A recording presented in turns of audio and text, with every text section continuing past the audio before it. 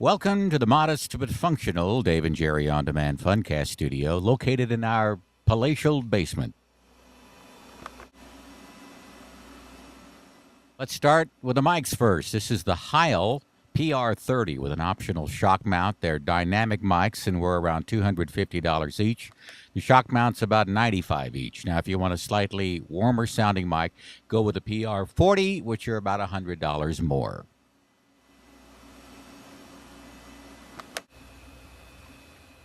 This is just a less expensive cardioid mic that we use as a guest mic.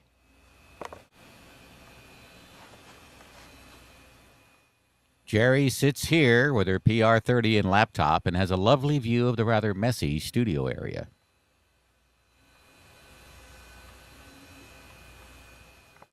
The main mixer we use is this 8-channel digital Alesis Multimix 8 USB 2.0 that you can get for around $300 online. Now, I like it because it's digital and I can assign each channel on the mixer to individual tracks in the recording software, and I'll show you that in a minute. It even comes with 100 built-in effects. Now, I won't go into all the details, but if you're on a budget like we were, this mixer works very well. Make sure you get a USB 2.0 mixer since it's faster than the old USB standard. I also connect my PowerBook to it, my laptop, to play sound bites and more. Now, there are other brands of mixers that do the same thing, so shop around.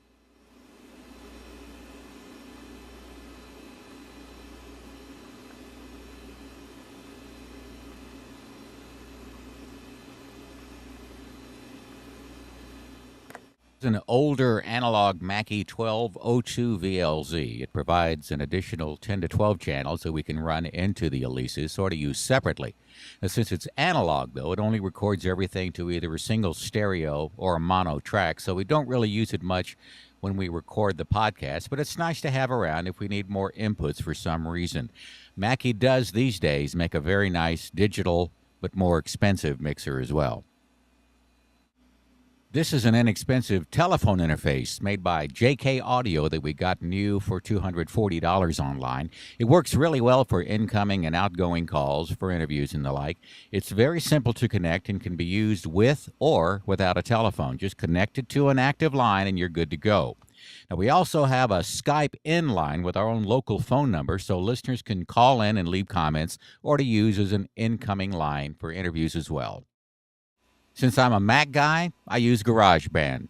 Now, if you're a PC person, look at this. Yes, you can use Adobe Audition, but you might want to go with version 2 or higher to make sure you get the digital channel assignments from your digital mixer. That's very important.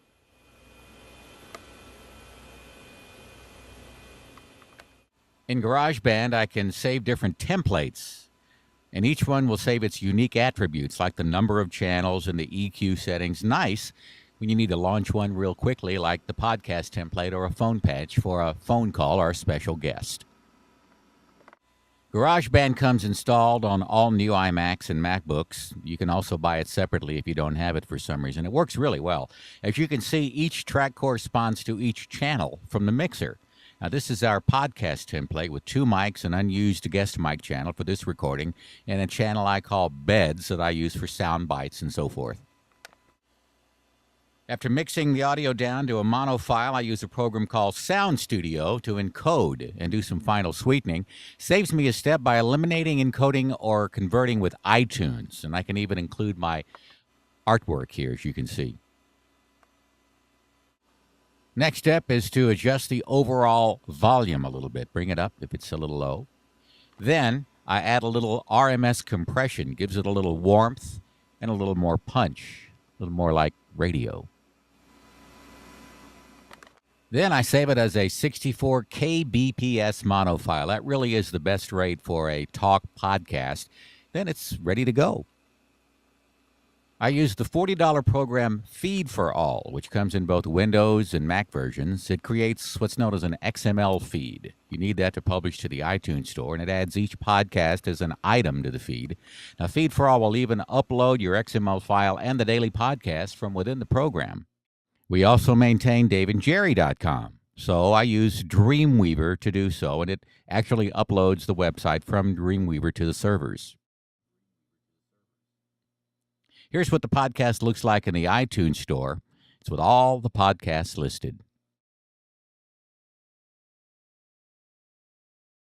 And finally, here's our podcast as it appears with our logo on my iPhone's iPod application. A lot of these things add a bit of a learning curve, I must admit, but once you've learned a little bit about what you're doing, it's as second nature as running your board. I hope this helped a little bit. If you have any questions, please feel free to email or Facebook me.